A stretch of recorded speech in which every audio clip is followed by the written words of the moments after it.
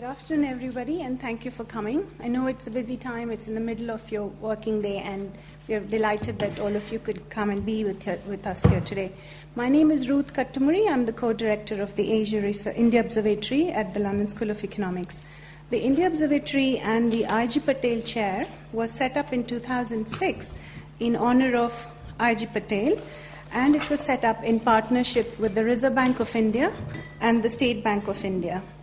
We are extremely grateful to the RBI and to the SBI for their gracious friendship and support all these years.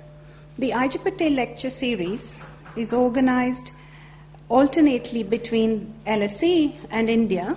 The first lecture was organized at LSE and was given by Montek Singh Alwalia. The second one was given by Nick Stern in New Delhi. The third by Amartya Sen at LSE. And the fourth was in Hyderabad by the former governor, Y.V. Reddy. And we are honored to have Governor Subbarao with us here today to give the fifth I.G. Patel lecture here at the LSE. Dr. Subbarao became the 22nd governor of the Reserve Bank of India in September 2008, just a week before the global financial crisis erupted. He led the Reserve Bank's effort to mitigate the impact of the crisis on India and has been actively engaged in the G20's effort to coordinate an international response to the crisis. The challenges ahead for the Reserve Bank, as he sees them, are to bring inflation down, support the growth momentum of the Indian economy, take financial sector reforms forward, and deepen financial inclusion. Dr. Subbarao has also served as Finance Secretary to the Government of India. He's been the Secretary to Prime Minister's Economic Advisory Council, and he was a lead economist in the World Bank during the late 90s and early 2000s.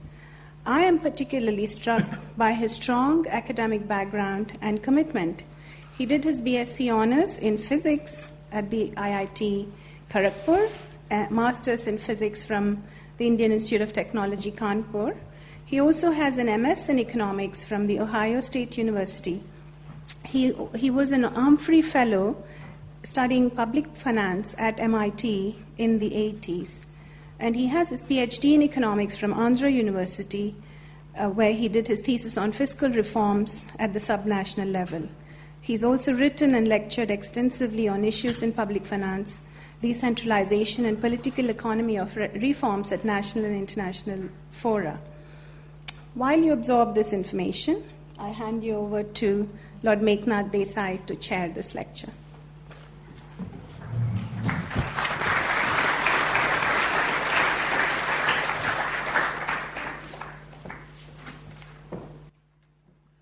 Thank you very much. Ruth has said all that we need to say about our distinguished speaker, so I don't have to say very much. I just want to say one thing, that we are, of course, here currently going through one of the deepest crises that we have noticed for a while. But you have to remember, this is not a global crisis. This is a crisis of the Western world. The rest of them are doing perfectly well, thank you very much. Because they happen to have central bankers and financial regulators who knew how to do their job. And therefore, while we are deeply in crisis with failing banks, and which we, unfortunate taxpayers, have to pay for, only the rich get bailed out, not the poor, but that's a problem. However, banks in the so-called emerging world are doing very well.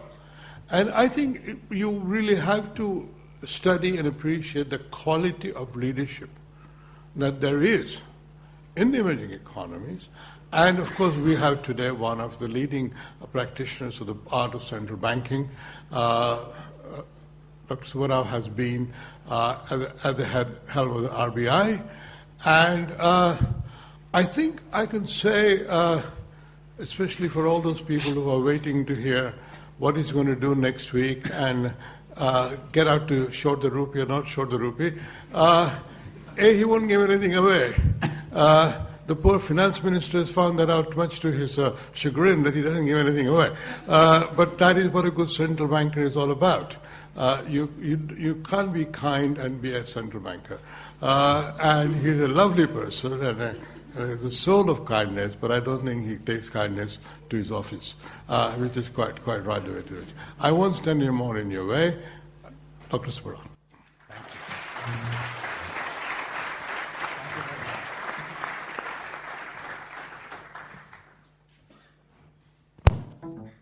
Good afternoon, and thank you very much for inviting me to deliver the Ajit Patel Memorial Lecture. It's an honor to which I attach a lot of value. Dr. Ajit Patel represents a special bond between the Reserve Bank of India, which I represent, and the London School of Economics, where this lecture is instituted. He led both these institutions with enormous amount of dignity, distinction, grace, and humility. I know that is loved and respected by both our institutions. Because the occasion demands it, I want to say this. The Reserve Bank celebrated its Platinum Jubilee 2 years ago. And at the Platinum Jubilee celebrations, I said something which I want to repeat here. Those of you who have an interest in the history of science would have known that Sir Isaac Newton, among other things, was also a very arrogant man. He had this tirade running with Robert Hooke. And then when Isaac Newton came up with the theory of gravity, Robert Hooke wrote to him, lauding him for the theory of gravity. Newton, for all his arrogance, with very uncharacteristic humility, wrote back to Hooke.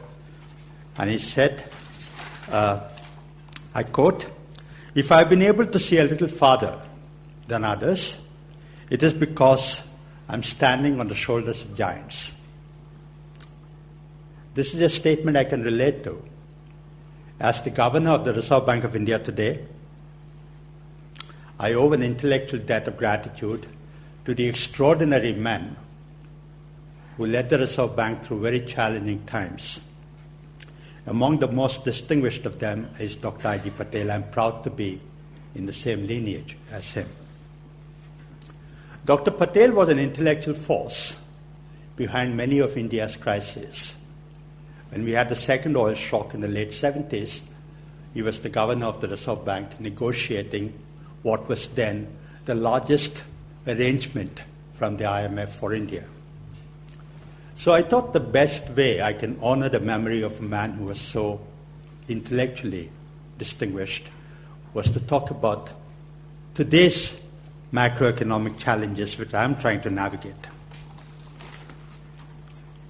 You all heard Ruth tell you when I took office as the governor of the Reserve Bank on the 5th of September 2008. That date is significant. I'll tell you why. A lot of people ask me, when is the crisis going to be over? And not many people have an answer for that. And those who think they know, they're not willing to stick their neck out. But today in this audience, I'm going to tell you the answer because I know it. 5th of September 2008, I took office. On the 7th of September, Fannie and Freddie happened. On the 10th of September, AIG came to the brink of collapse. On the 16th of September 2008, Lehman Brothers collapsed, bringing the financial sector to a tailspin. So, people in India think I brought on the crisis. And so if you draw the correlation, you know when the crisis is going to be over. I was appointed for a period of 3 years, so this guy brought the crisis on. It's going to be over. But the story doesn't end there. In 2011, when I was completing 3 years, the government reappointed me for 2 more years. And lo and behold, 2 days after that appointment, the Eurozone crisis blew out in full bloom. So if you want to know when the crisis is going to be over, you just have to know when I'm going to finish my job. Okay. Having told you that, now I want to tell you about today's macroeconomic challenges for India. First, is it a cause for concern? If you look at the macro situation in India, growth has decelerated. This year we expect to be growing at about 5%, which is the lowest in a decade. Inflation, it's come off from the peak, but still just below 7%. It's still high and elevated and stubborn. We're going to have the highest current account deficit ever, historically the highest. Investment, most worryingly, investment rate has declined. So there's a lot to worry about the Indian economy. And I want you to look at the long-term growth rates of India, but just look at the second last bar there, which is India's growth performance in the 5 years before the crisis, 2003 to 2008. We clocked growth of 8.7% on the average. If you take just the 3 years before the crisis, 2005 to 2008, India grew at 9.5% on the average. That pre-crisis growth acceleration was celebrated in India. It is seen as India breaking away from the Hindu rate of growth. You see the first bar there, 3.5%. For about 30 years after the British left us, we were growing at 3.5%. And India thought that it was condemned, it was fated to grow no more than 3.5%. But when we started growing at 9.5% before the crisis, it sort of triggered aspirations for double-digit growth in India. So the India growth story took on credibility and took on momentum by that pre-crisis growth performance. But today, as I told you, growth has moderated. Inflation is elevated and persistent. We have a balance of payments is under stress. The threat of twin deficits, large fiscal deficit and a high current account deficit, and investment has decelerated. So, in that context, I'm going to talk about three macroeconomic challenges that the Indian economy is confronting, and I will speak to them somewhat from the Reserve Bank's perspective. Those three are first, managing the growth inflation dynamics, mitigating the vulnerability of the external sector, and managing the political economy of fiscal consolidation. On the first challenge, how do we manage the growth inflation dynamics?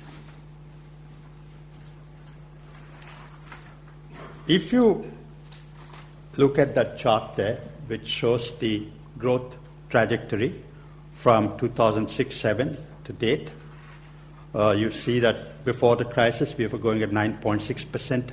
Then there was a downturn because of the crisis. But then you see a very sharp recovery, a classic V-shaped recovery. We recovered ahead of most other countries. And then growth plummeted now in the last 2 years. In fact, if you look at it, in the first 2 years after the crisis, we were growing at 9%, which is comparable to the growth 3 years before the crisis. So the deceleration has actually come in the last 2 years. The question to ask is, why has growth slowed? Why has growth slowed in the last 2 years? To understand why growth has slowed in the last 2 years, you really have to understand what's accelerated growth in the pre-crisis period.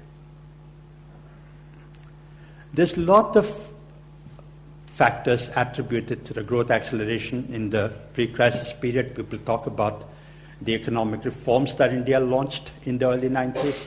People talk about India's integration with the global economy. People talk about rise of entrepreneurism.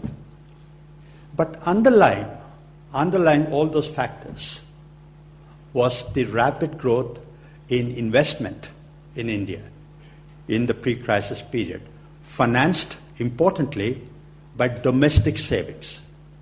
So investment picked up, financed by domestic savings. And that was aided by domestic and external competitiveness, improved financial intermediation, productivity increase, etc. So if that happened before the crisis, why has growth slowed now? for precisely the opposite reason, which is that investment has suddenly declined. And why is investment declining? Investment is declining because business confidence is quite low, business sentiment is quite low, and business perception of profitability is quite low. And why is all this low? Because of a number of structural factors, infrastructure constraints, governance concerns, etc. But you might well ask, how come all this happened suddenly? After all, you recovered from the crisis. 2 years you did very well. But what happened in the last 2 years? It's somewhat of a more involved reasoning why we picked up growth immediately after the crisis. Even as investment has slowed in those 2 years, consumption held up. And India's consumption, especially the rural consumption, holding up is a remarkable story of success about which I'll tell you later. But in the 2 years after the crisis, even as investment was decelerating, consumption held up and we kept up a fairly rapid pace of growth. But in the last 2 years, across the board, consumption, investment, net exports, all factors of demand had slowed. One other thing is that as much as global factors were responsible, I believe that a lot of domestic factors are equally responsible for today's downturn in India. Now, having told you the growth story, let me now tell you about the inflation story. That's the trajectory of inflation starting October 2009. But just look at the top line. That's the headline inflation. We had actually negative inflation for a few months in the crisis, but you see inflation picking up rather sharply and stayed elevated there for about 2 years, March 2010, 2011. Only starting 2012 as inflation started coming down, it's coming down only very gradually. The more important thing is what's driving inflation in India. I would say 4 factors are listed there. First is food inflation. As far as food inflation is concerned, there's the cyclical factors and there's the structural factors. The cyclical factors are quite easy to understand. There is drought in parts of the country, floods in parts of the country. You have onion prices shooting up all of a sudden. You have cereal prices, pulses prices going up. That causes distress, but it corrects by itself. But what is more important is the structural component of food inflation. And this is the remarkable fact I was referring to earlier, which is that one of the silent, big mega trends in India has been the shift in the terms of trade from urban to rural areas. Rural incomes have gone up by an impressive rate.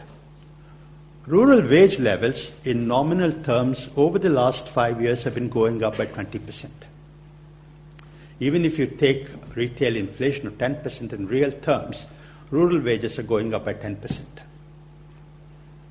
which in many ways is a sign of success.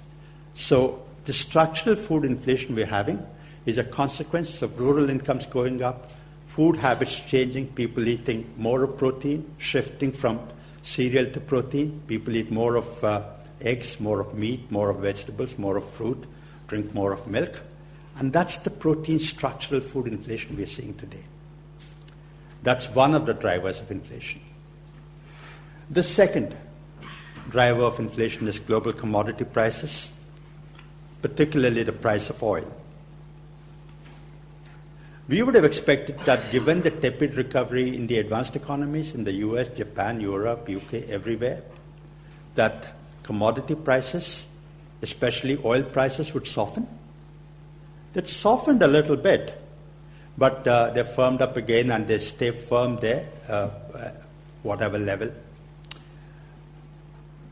It's intriguing why they've not softened further, given the recession in parts of the rich world, tepid recovery in parts of the rich world. And that's because of financialization of commodities. There's so much liquidity in the global system that that's going into speculation of commodity prices, including the oil price. But returning to the India context, India imports a lot of oil. We import 80% of our oil requirement. We're the fourth largest oil importer in the world. So global price has been high. On top of that, the rupee has depreciated. So the imported rupee price of oil has been very high. And that's caused inflation. The government in India subsidizes petroleum product prices, the administered prices.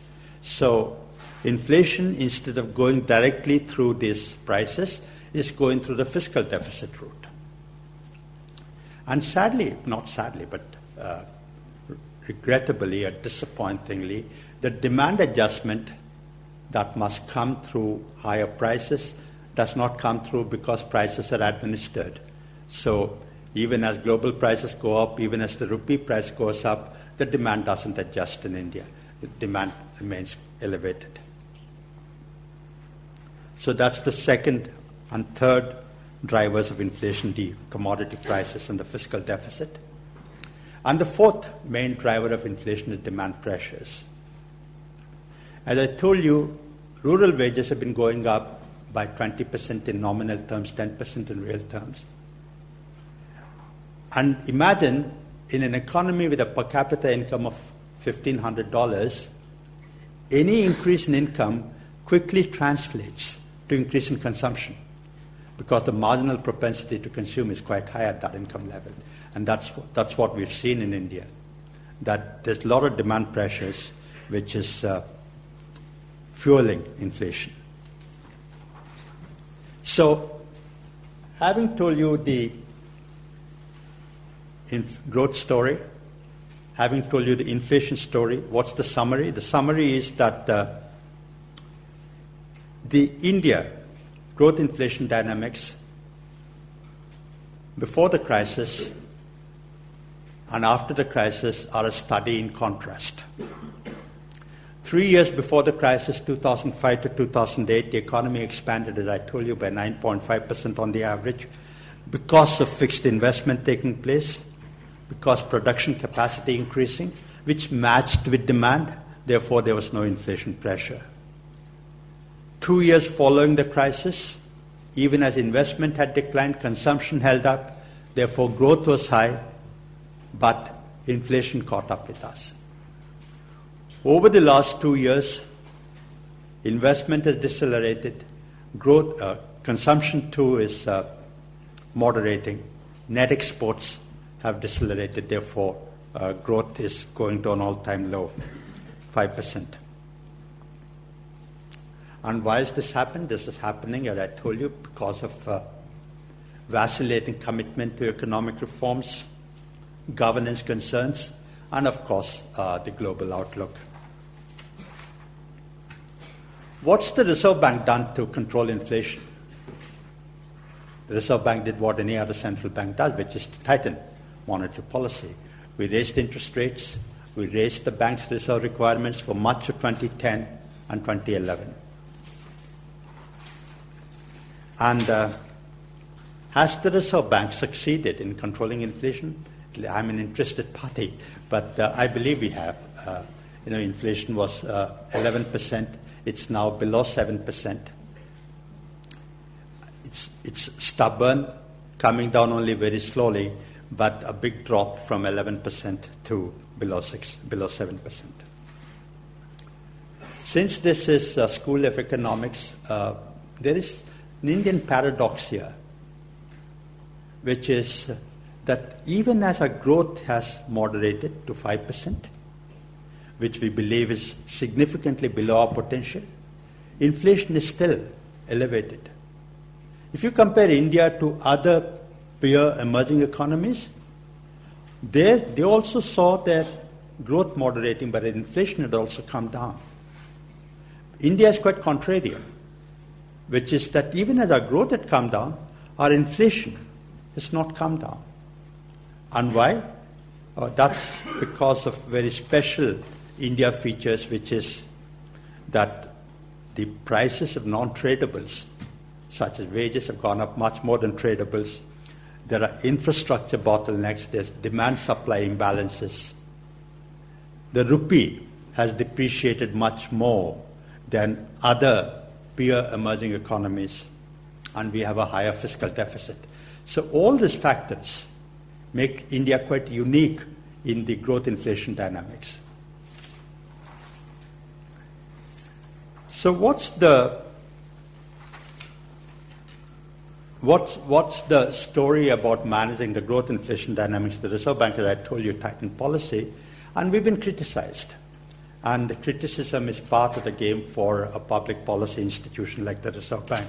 But I want to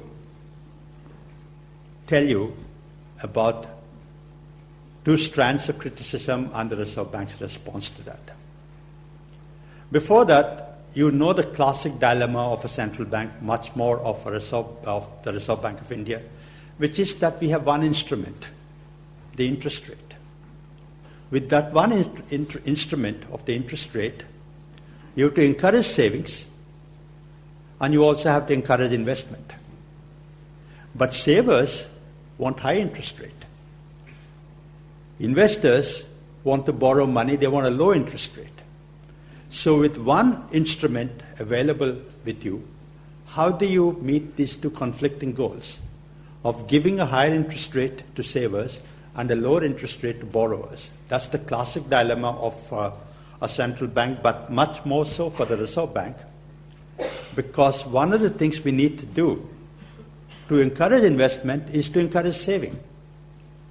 The reason India's saving is going down is because the savings rate in the formal financial sector are not high enough in real terms. So, for the last 3 years, the Reserve Bank had to strike a balance between supporting growth and controlling inflation. Two main streams of criticism. The first criticism against the Reserve Bank has been that people have said, look, you raised interest rates, you ran a very tight policy, you've not been able to bring inflation down, but you've ended up stifling growth. If you look at the numbers, that's reasonably valid criticism. I can offer a response to that at several levels. First, of course, as I told you, inflation has come off from the peak.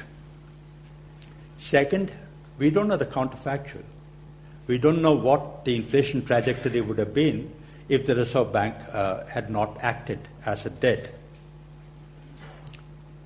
Third, and more importantly, I want to say that it's not possible to bring inflation down without sacrificing some growth. You just cannot bring inflation down without forfeiting some growth. But again, you have to realize that that growth sacrifice is only in the short term.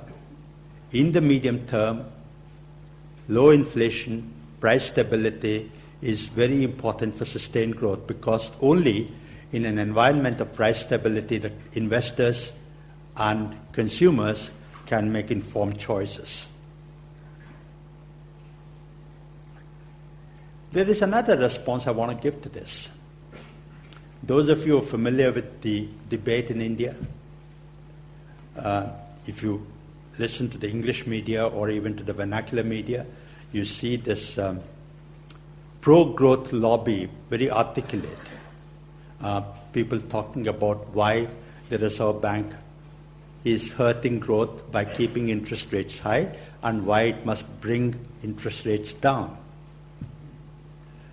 The lobby, the constituency that is hurt by inflation, that's not hurt.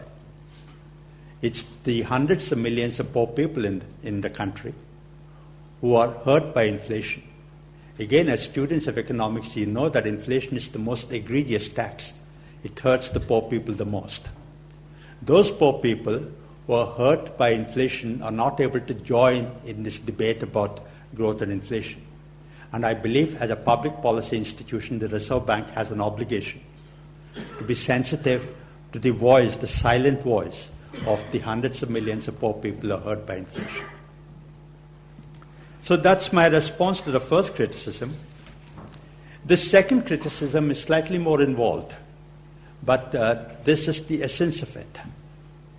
People have said, look, if you look at India's inflation, it is triggered, fueled by supply-side shocks, by food pressures, by oil price pressures, by commodity price pressures.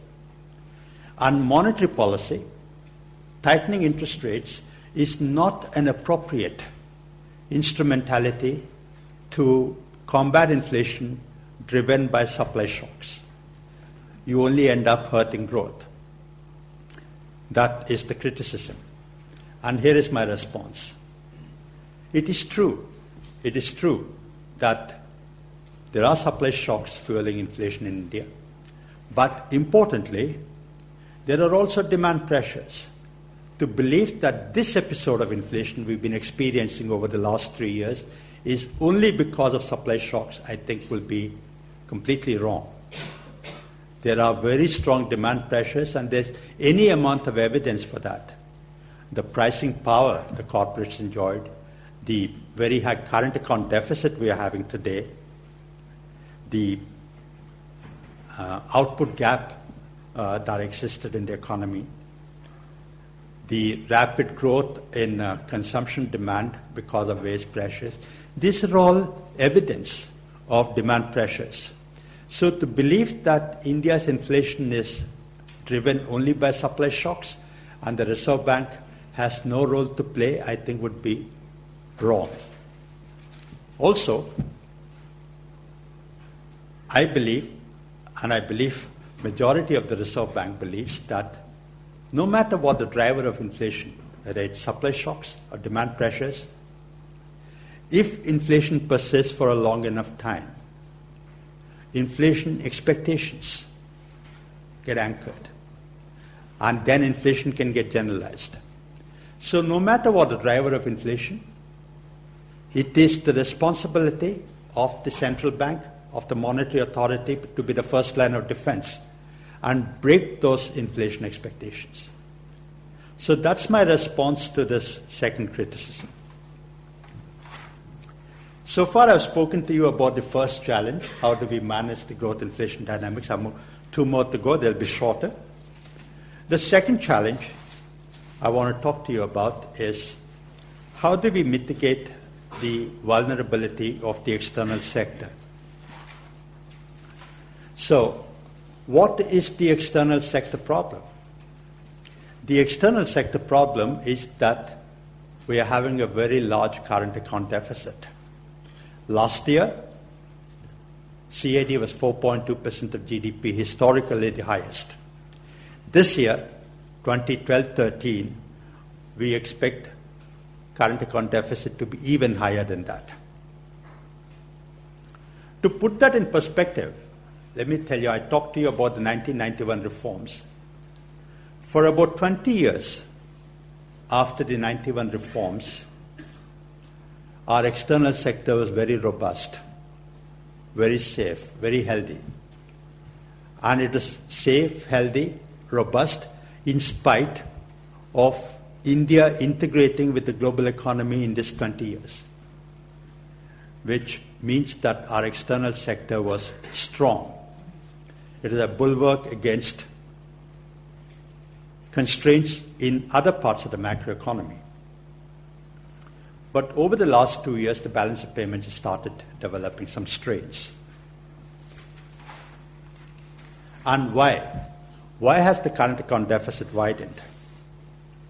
I mean, if you can think of it in mathematical terms, current account deficit has widened because exports have fallen or have not grown enough, and imports have grown much more than exports.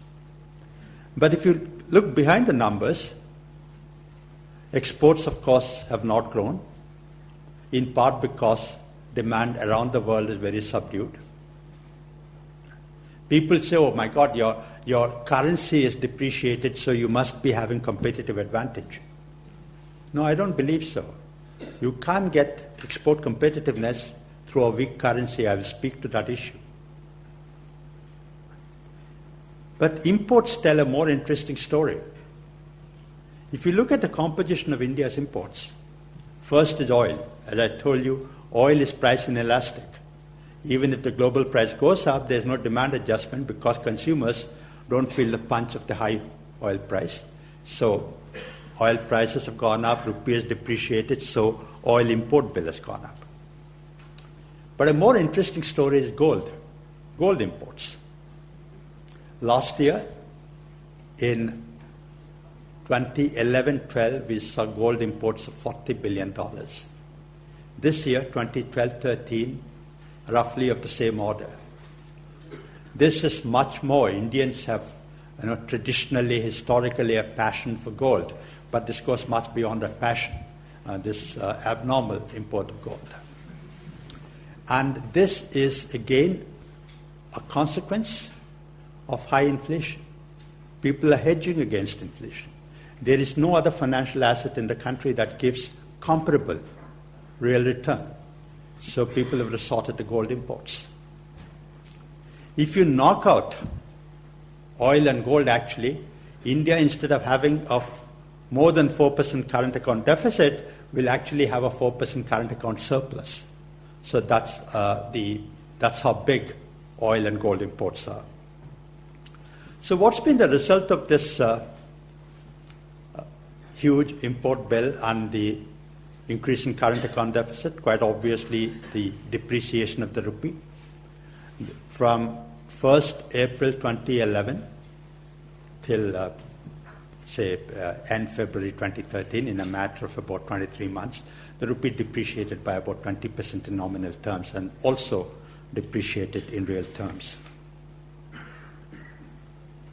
And you all know the problems of rupee depreciation.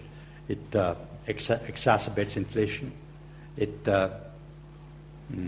increases the government's import bill, etc. And of course, it erodes your external payment situation. It erodes the confidence of potential lenders and investors in the Indian economy. There are actually three concerns about India's current account deficit. The first is the quantum of CAD, second is the quality of CAD, and the third is the financing of the CAD. On the quantum of CAD, the Reserve Bank's studies show that the sustainable current account deficit for India is 2.5% of GDP. Now, in an odd year, in an occasional year, maybe you can exceed that. But if you keep exceeding your sustainable level of CAD year on year on year, you obviously are piling up external liabilities. Again, another Indian conundrum here. Again, I wouldn't say it anywhere, but this is a school of economics, so I want to say it here. A high CAD is bad, but a high CAD in a slowing economy is particularly bad. And you know that in a slowing economy, the CAD must be self-correcting. Import demand must come down, and therefore the CAD must come down by itself. That's not happened in India. Again, because of India exceptionalism. As I told you, oil is price inelastic, oil import bill. Gold import bill is in part a consequence of inflation. And so people are hedging against inflation, oil and gold imports, and that's causing the high CAD. And high CAD even though growth is coming down. That's the concern about the quantity of CAD. The quality of CAD is this. The problem is this. I would not worry so much about a high current account deficit if that current account deficit is a consequence of people importing capital goods. But if people are importing gold and you're having a current account deficit, that's particularly egregious. That's the problem about the quality of CAD.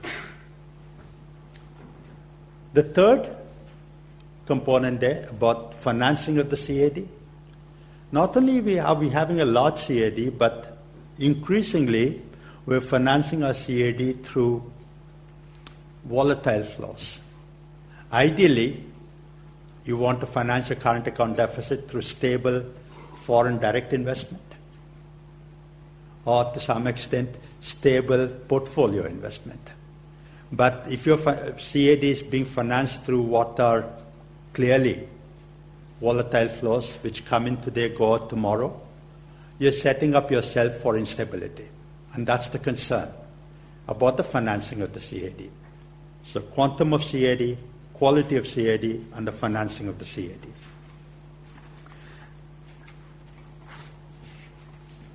What is the Reserve Bank's dilemma in this? I mean, the current account deficit is a problem, but the Reserve Bank has a particularly special problem, which is that when we started easing, when we reduced interest rates, commentators, analysts have challenged us about the wisdom of reducing interest rates at a time when you yourself are admitting that your CAD is going to be high. In fact, some people have asked me, are you stupid that you're reducing interest rates when you're saying that CAD is going to go up, and why are you reducing interest rates? We had to do it taking into account the growth inflation dynamics, and also because we believed that the pass-through from CAD to inflation, even as much as it is there, may not be as strong as people think it is. The criticism has been mainly on two grounds. People have said, if you reduce interest rates, import demand will go up, and therefore the CAD will worsen. Second, people have said, if you reduce interest rates, the differential between you and advanced economies will narrow, and therefore capital will flow or the capital will not come in. Either way, it is going to be detrimental to managing your balance of payments. Our explanation has been that in India, the propensity to import out of borrowed money is lower compared to the propensity to import out of increase in income. So people don't borrow and import so much. People import for consumption when they see their incomes going up. The explanation for the interest rate differential, you all understand the argument, which is that if interest rate differential is narrowed, you become that much less attractive for capital to come in. But we want capital to come in to finance a current account deficit. Our explanation has been that you have debt flows and you have equity flows, and India has traditionally depended more on equity flows than debt flows. And equity flows are not so sensitive to interest rate differential. Indeed, you can argue that if interest rate comes down, you might actually attract more equity flows. And we've seen a bit of that in India. These are involved arguments, but I just thought I should give you a flavor of this to give you a sense of the dilemma that we have to manage. There's only lots of things I can say on this, but I want to make a comment on currency wars.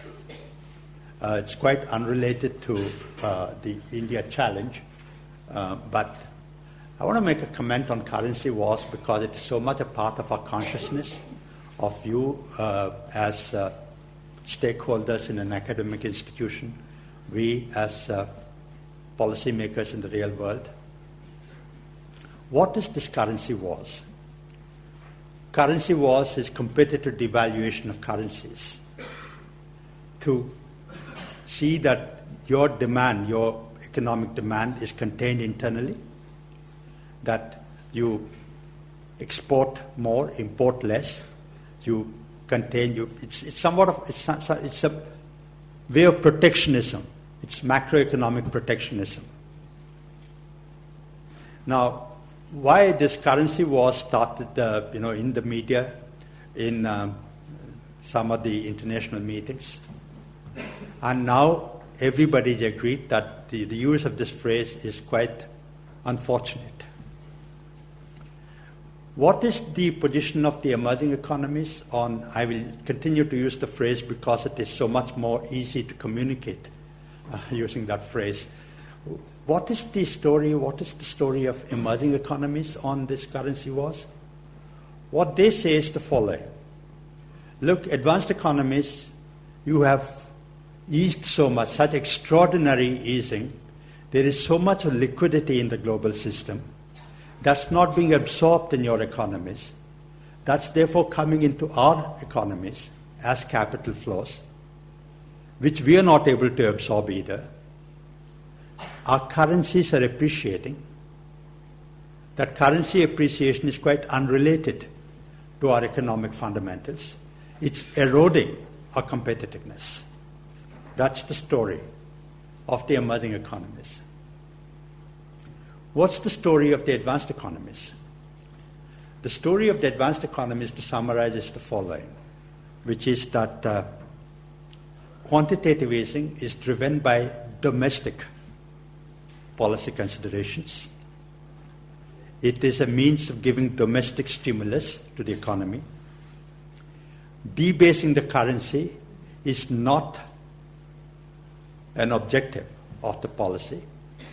If the currency depreciates, if the dollar, yen, sterling pound, or the euro, or whatever advanced economy currency has depreciated, it is an incidental byproduct of policy driven by some other consideration. They also say, advanced economies, they say that, look, capital flows move because of push factors and pull factors. Push factors in the advanced economies, pull factors in the emerging economies. And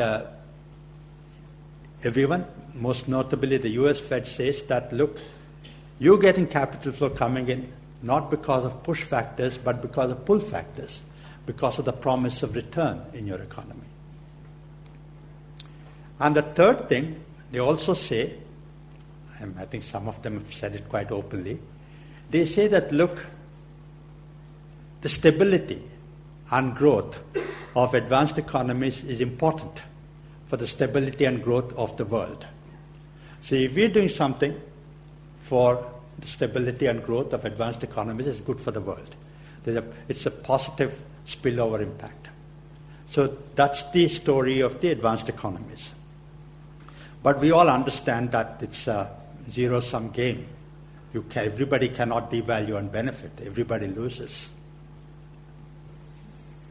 This is not the first time that there has been easy monetary policies. But why is this talk now about currency wars? There's several factors that are unique to this situation. First, the quantitative easing. The size and duration have been extraordinary. The amount of quantitative easing done by the US Fed and other advanced economy central banks. Second, the slow pickup in demand. The recession following the financial crisis has been quite extended.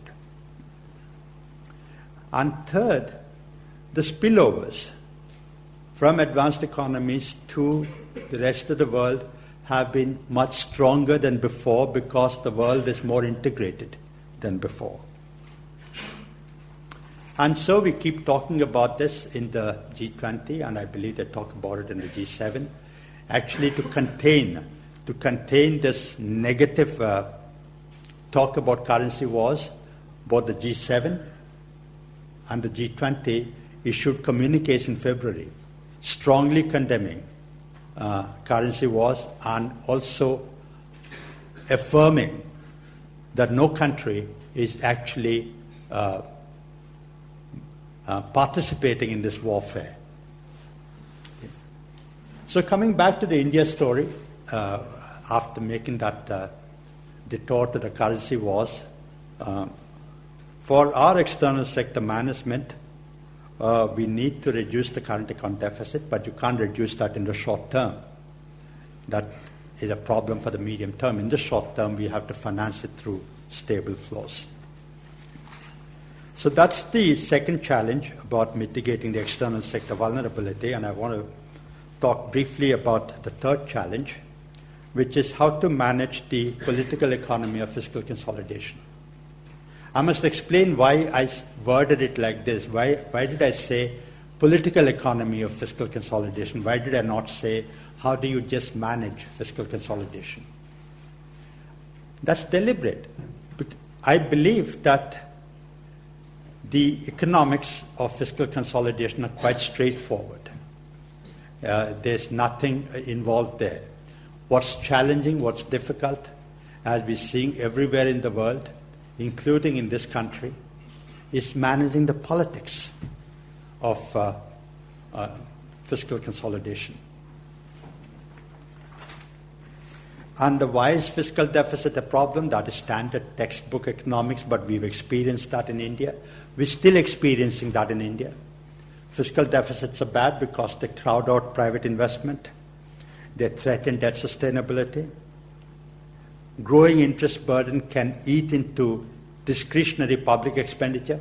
What do I mean by that? What I mean by that is if the government keeps borrowing year on year, their interest payments keep going up.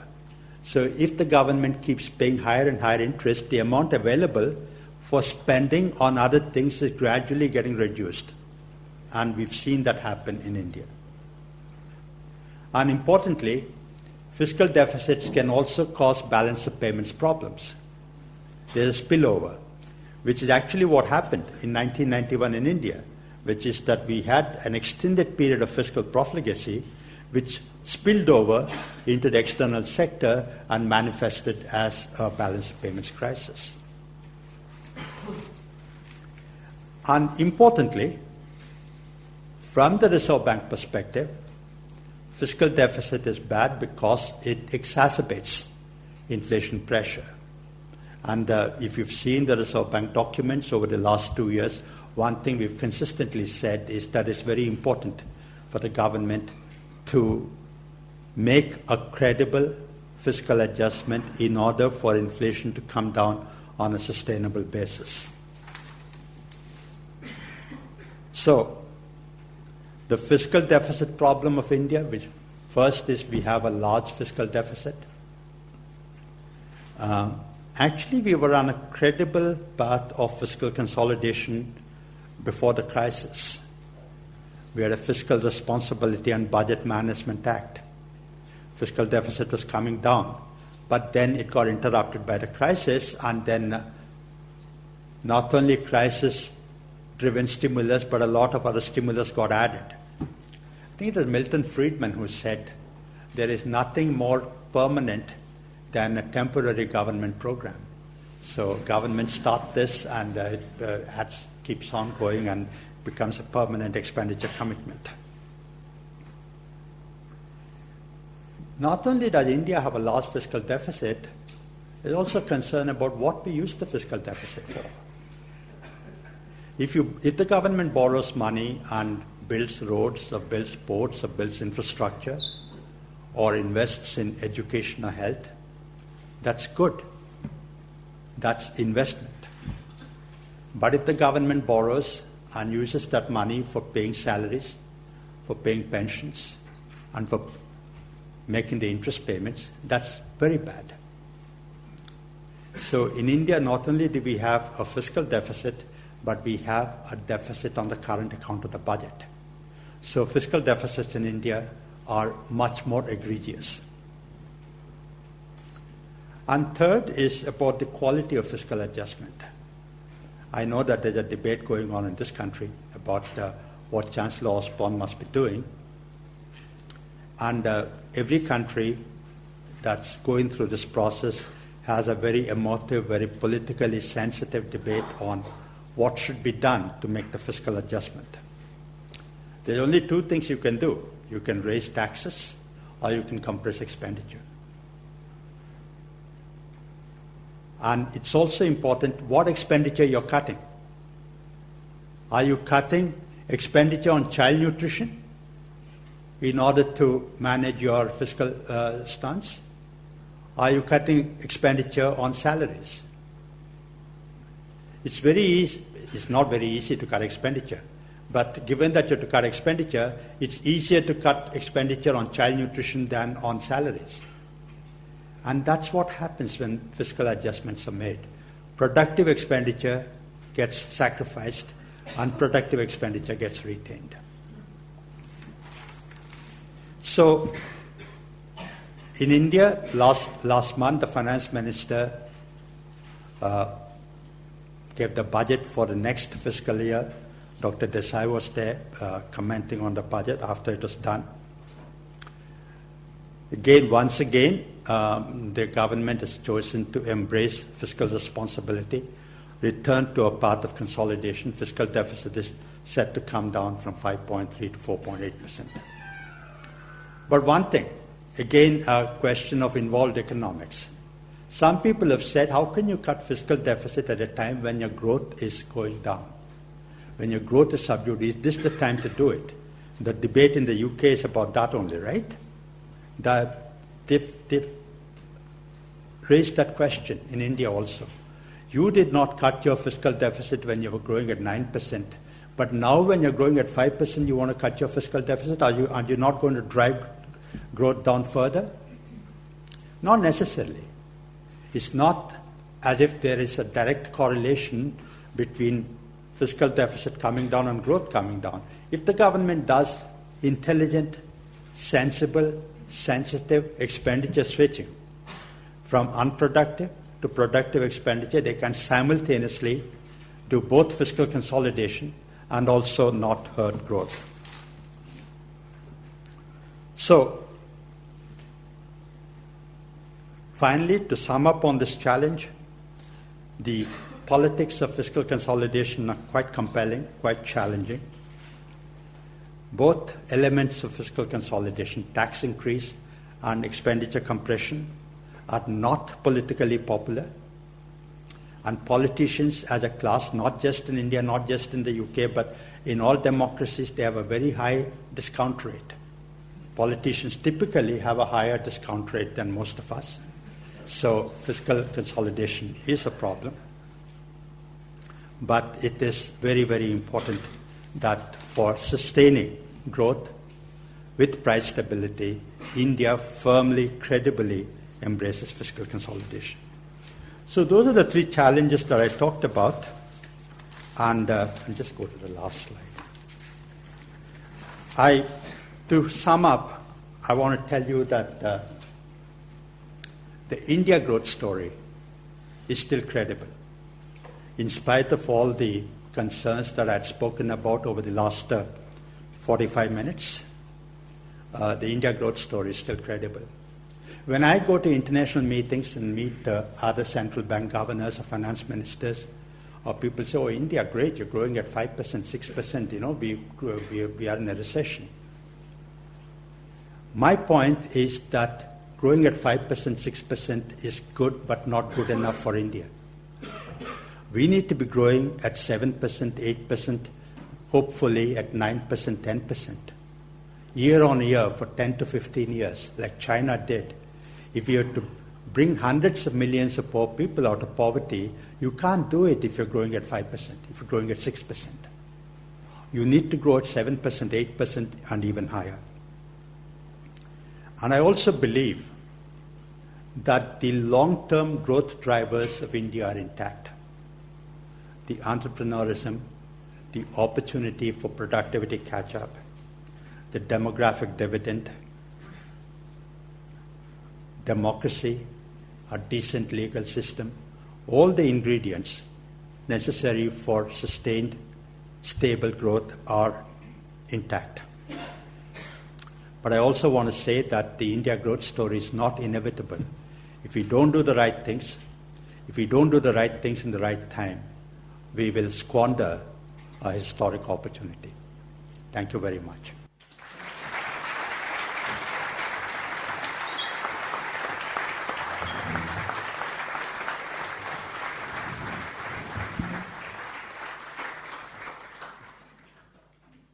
Thank you very much, Governor. Thank you. Now, if this was India, I would now give a long summary of what the Governor said. But I won't do that.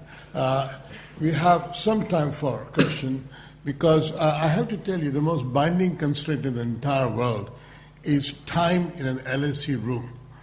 Because, they start getting crowding outside and asking us to go out. So we have a few minutes. So please, there's some time for questions. I should also say that these have to be questions. In the House of Lords, every question has to start by saying, does the Speaker agree or not? Don't give us a summary of what you think he said. Lady there. There's probably mics which will not work and you'll push the button. I'll not push the button, but go ahead. Dr. Christina Yan Yeah. Zhao, I work in the Parliament, advise MP on business Don't worry policy. about that. Okay, Just that's ask the fine. question. And my question to you is, there has been lots of discussion in the UK about effective ways to support small, medium-sized enterprise, especially financing them. So could you possibly give us some effective measures from the Indian perspectives? Thank you. Okay. You get that done? Medium-sized enterprise. Yeah, small and medium enterprises. Let's take 2 or 3 questions. Sure. Yeah, the gentleman here. No, wait for the mic. Don't tell me who you are. Just ask the question. Thank you for your talk. If you take the pool of foreign currency reserves in India, what proportion of that is required to be there as a safety measure for any future balance of payments issues, if any? And my point in asking that is, what portion of that foreign currency reserve could you use for infrastructure spending? Various views on that, but I'm interested in yours. Okay. Thank you. Thank you. The gentleman there, in the middle. No, in the middle. Yeah. No, not you. Not you, the one behind you. I was just wondering if the governor might talk a little more about the recent budget. How do you, as an expert in fiscal policy as well, analyse the quality of the budget that's just been announced? That would be very interesting. Thank you. Okay, those 3 questions. Can we take those 3 questions? Then we'll go for some more later on. Yeah. Yeah.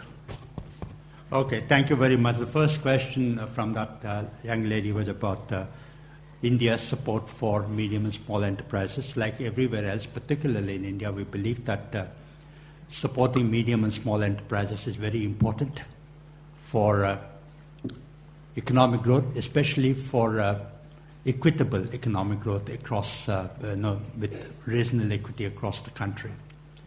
And I don't know about other countries in the world, but in India, it is the SME sector which actually is exporting. 80% of the exports are from the SME sector. So for our export performance, for employment reasons, for backward region development, for decentralized development, the SME sector is very important. And historically, there have been some positive bias towards financing for the SME sector, but with liberalization, most of those affirmative action programs for supporting the SME sector have been withdrawn. Nevertheless, I think it's very important that we continue to emphasize development of the SME sector, which is crucial for our growth and for poverty reduction. Okay. My apologies for such a generalized response, but I did not get any specific question there. This question about the size of the foreign exchange reserves, India does not, we do not have a view on what is a safe level of foreign exchange reserves. But you must remember that I think the latest Economist had countries in foreign exchange reserves. Our foreign exchange reserves are just short of about $300 billion. We published the numbers. You must remember that our foreign exchange reserves are a consequence of a current account deficit, not a current account surplus. So our reserves are not the same as reserves of China, for example. Okay. Now, there are liabilities against our reserves, and we have no view about what is a safe level of reserves. Another thing I want to say is that when we were a $1 trillion economy, back about 7-8 years ago, we had foreign exchange reserves of over $300 billion. Today we are a 1.8 or 1.9 trillion dollar economy, and we have foreign exchange reserves less than $300 billion. So I believe that it's futile to talk about what is a safe level. My impression on the budget. Certainly, I think from a fiscal consolidation point of view, it is very responsible, given the extraordinary timing of the budget. Not only were the macroeconomic challenges complex, but even the political democratic calendar was compelling. Given all that, I think the finance ministers delivered a very responsible budget. 4.8%. You can quibble about how that's being achieved by tax increases, expenditure compression, or by disinvestment, what we call disinvestment, etc. But given the circumstances, I think it's very measured and responsible. And if it delivers on that, from the Reserve Bank perspective, there'll be some softening impact on inflation. Good. Now, gentleman there, on the edge, him, this, Thank you for your speech. I just had a question. Like, for example, we're discussing that the macroeconomic indicators are not very positive, but currently the stock market is completely contradicting this, and the Sensex is at a nearly all-time high. So what do you think is triggering this, and do you think this is what the economy needs to bounce back and encourage further investment and growth? Okay, that's good. Now, gentlemen at the back, I've got to be equitable. Not enough questions from women. So, yeah. You called a gentleman. Yeah. Come on, please go ahead. So, you initially started off by talking about growth going down because of lack of investments. Do you see the government, with the fiscally responsible budget, have they done enough, or are they doing enough on the investment side to encourage investments, both private and as well as on the public side? Okay. Who is going to ask the next question?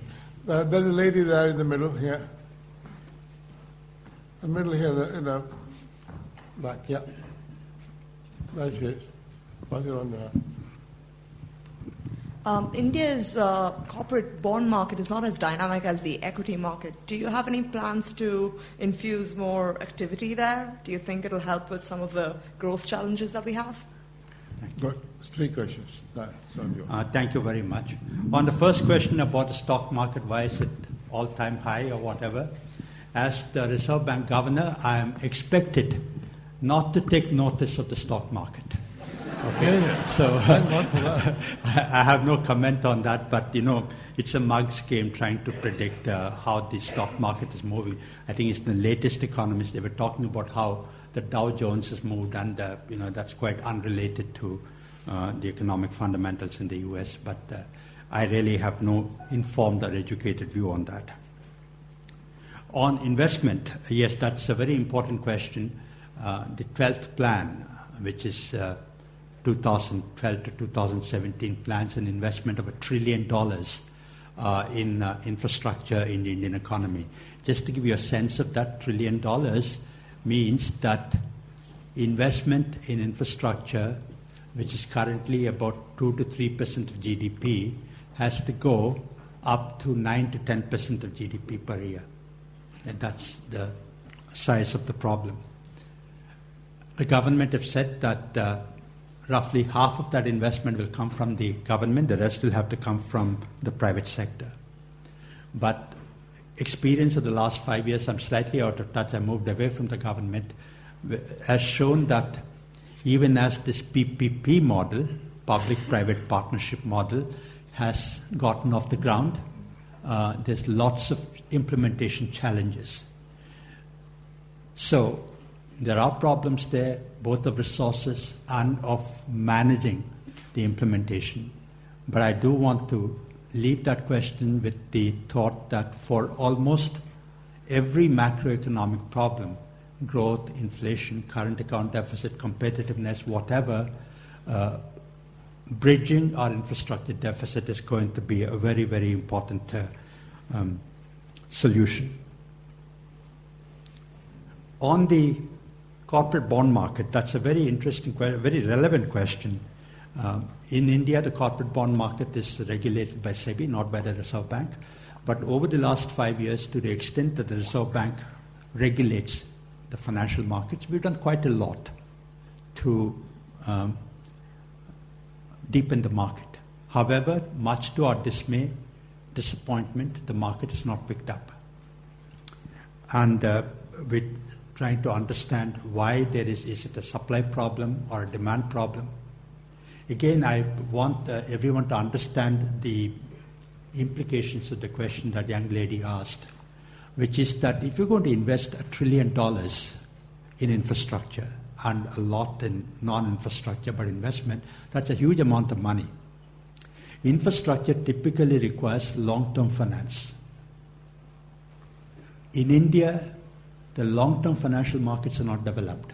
The pension funds, provident funds, insurance funds, they're not developed.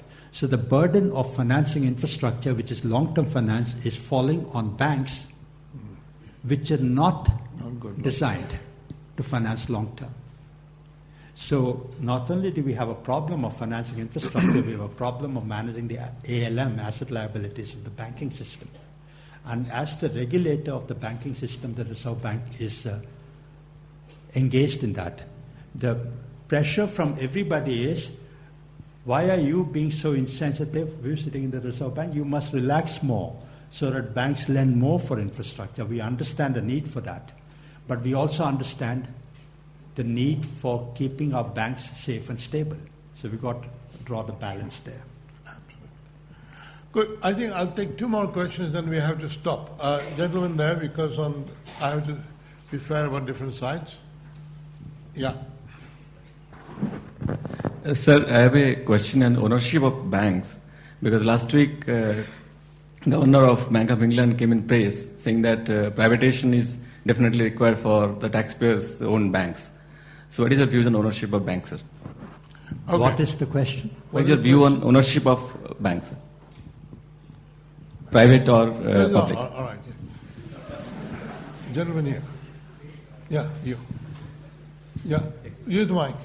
Sir, do you think having a sovereign bond will help encourage the corporate bond market?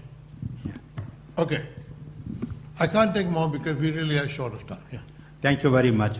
On my views on the ownership of banks, or the Reserve Bank's views, the Indian banking system today has public sector banks, private banks, and foreign banks. Public sector banks, I think, control about 70% of the business, then the foreign banks and the private banks. We released guidelines for licensing new banks in the private sector 2 weeks ago. Those banks are going to be in the private sector. The idea being that India needs more banks, India needs greater competition in the banking space. India has many banking challenges, including financial inclusion, and for that, a lot of business experience, a lot of innovative leadership is necessary. As much as we want more private banks to come in, I also want to say this, that the stereotype view that public sector banks are less efficient than private banks is not true. That's if you're doing research, that's the hypothesis you will start with, right? And that's the hypothesis you will try to disprove. But actually, we've done that in the Reserve Bank, and what we found is that efficiency of banks is quite independent of ownership. Some of the most efficient banks are in the public sector. Some of the most inefficient banks are in the private sector. So our view is that India needs public sector banks, private banks, foreign banks, and we need more competition. On the sovereign bond, I have no views at the moment. The government, I know that when the finance minister came here last month, there was some discussion about that. As and when the idea crystallizes into a policy option, we'll come back to you. Thank you. Thank you very much. I know there are many more, there are always more questions than we can answer. I have one more, a pleasant duty to do, and which is to ask the governor to release this book, Economics, Policy and Development, an intellectual journey of Dr. I.G. Patel. It's a collection of his articles edited by 2 of his associates, Professor Dina Katkate and Governor Reddy.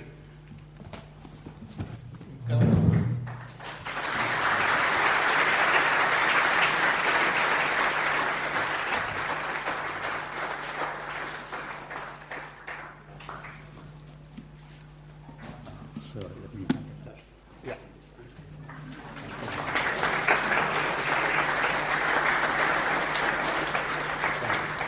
We thought we'd ask him to do something really difficult, and that is it. Thank you. Thank you very much, and thank you all for coming. Thank you.